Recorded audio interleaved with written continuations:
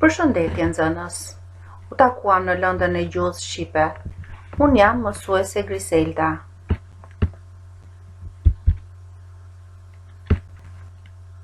Për ju sot kam përgatitur 2 tema mësimi.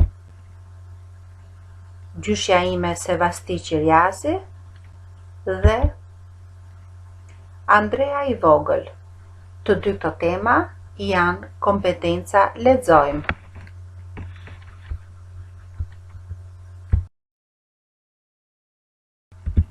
Rezultatet e të nxënit. Lexon rrjedhshëm pjesën.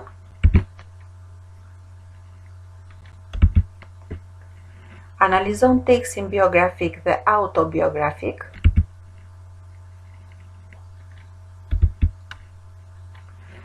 Bën një shkrim të shkurtër autobiografik. Fjalët kyç që do të përdorim gjatë kësaj ore mësimi janë autobiografi, biografi, atë dhe dashuri, mësojnëtore, përndjekje. Si e kuptoni shprehjen? Adhetarët shqiptar kanë luftuar me pushk e me penë për MMDH-n. Pra, adhetarët kanë luftuar me pushk për të mbrojtur trojet, kufit, pasi shumë armiq janë përpjekur për t'i cotuar trojet shqiptare. Kanë luftuar me penë, ata duhet të mbronin gjuhën e shtrenjtë shqipe, sepse një këmbë pa gjuhë është më e lehtë të nështrohet.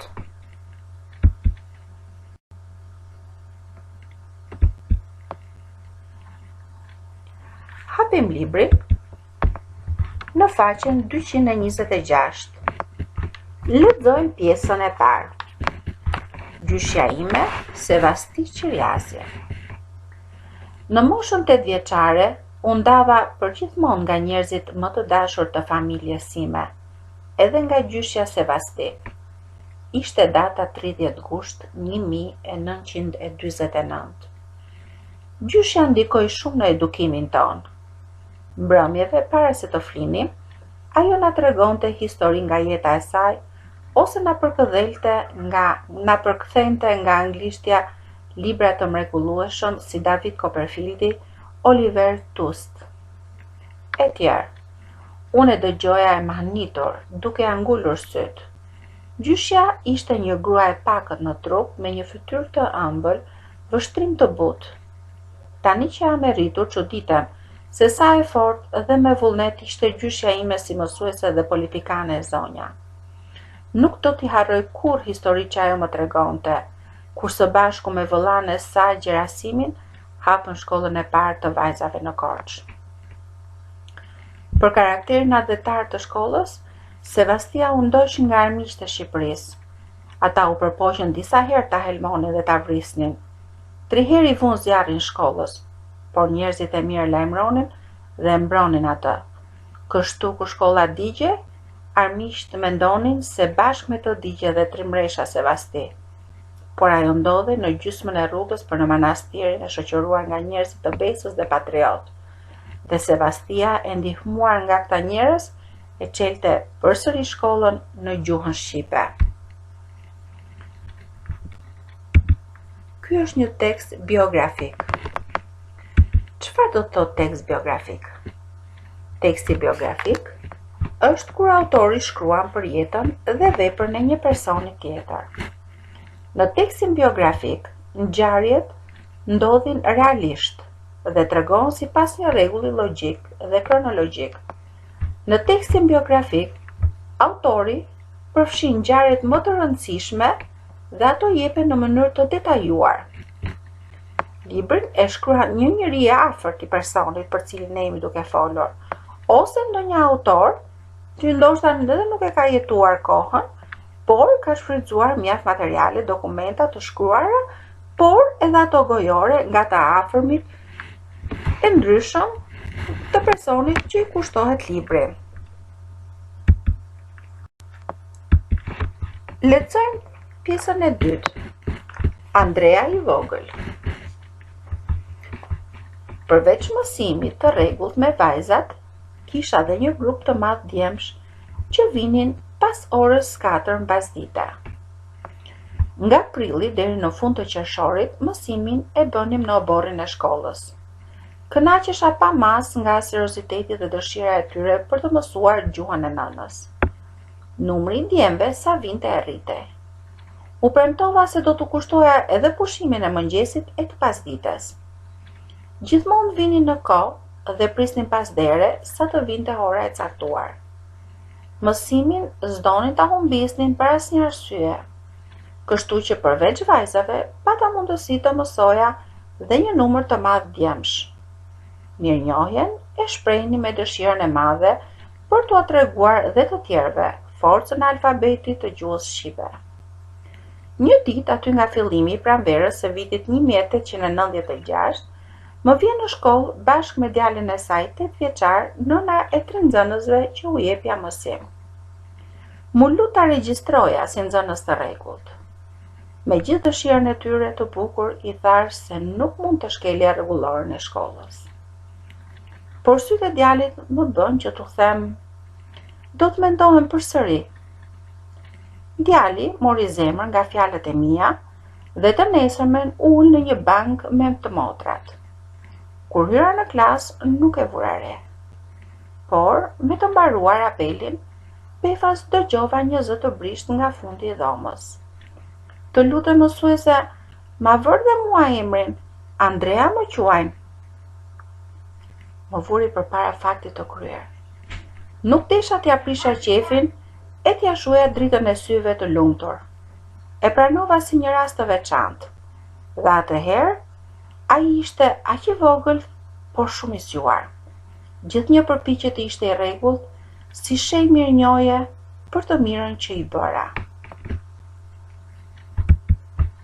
Kjo pjesë është një tekst autobiografik. Çfarë do thotë autobiografik? Teksti është autobiografik kur autori shkruan për jetën dhe veprën e tij.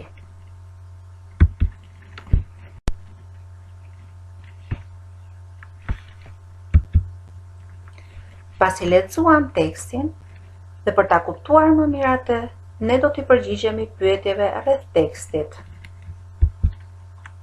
Kush e tregon ngjarjen? Ngjarjen e tregon mbesa e patriote Sevasti Qirjazi. Për kë shkruan vajza e vogël? Vajza e vogël shkruan për gjyshen e saj.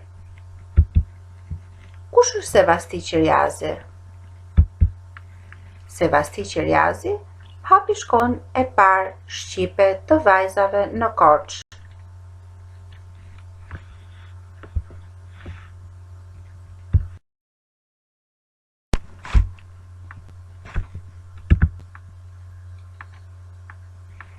E ja ku e keni dhe Sevasti Qirjazin, gruan e cila me fuqinë e saj, me forcën e saj, me mençurinë e saj, bëri përpjekje për të hapur shkollën e parë shqipe.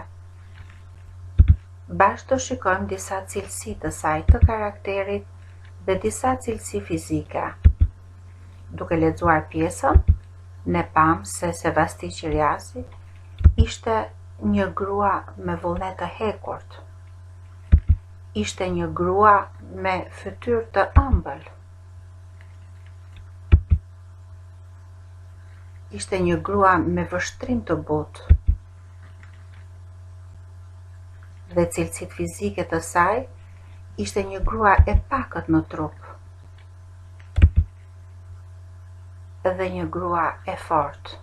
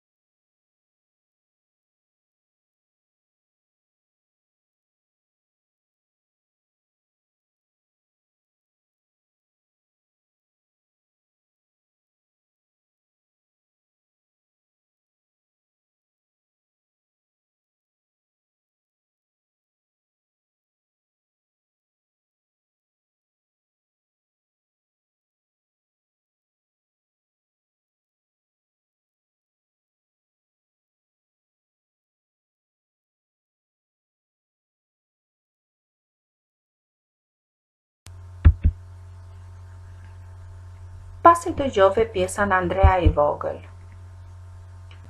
Çfarë të dhënash të tjera mësove për bashkëmoshatarët e tu?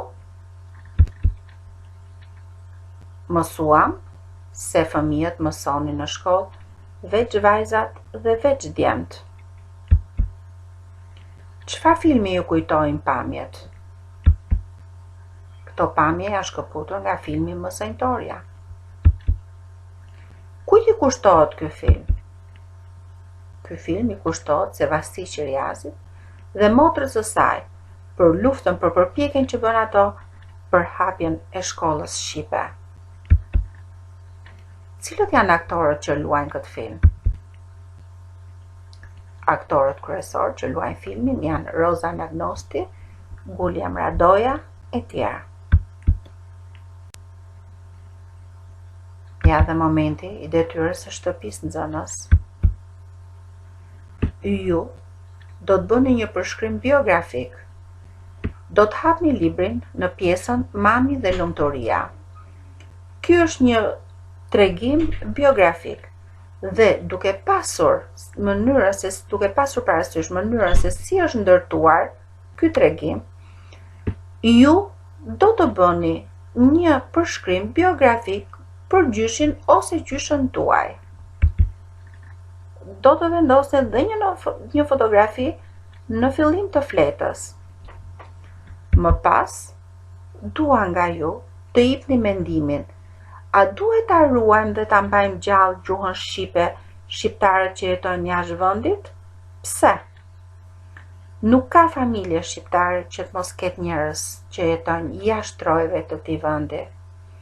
Nuk ka familje që mos kemi të rinj dhe të reja, të cilët e kanë ndërtuar jetën e tyre jashtë kufive. Por si mendoni ju, a duhet ato ta ruajnë gjuhën edhe atje në ato vende ku ato jetojnë? Jepni mendimin tuaj. Faleminderit që më ndoqët. Mirupafshim orën tjetër.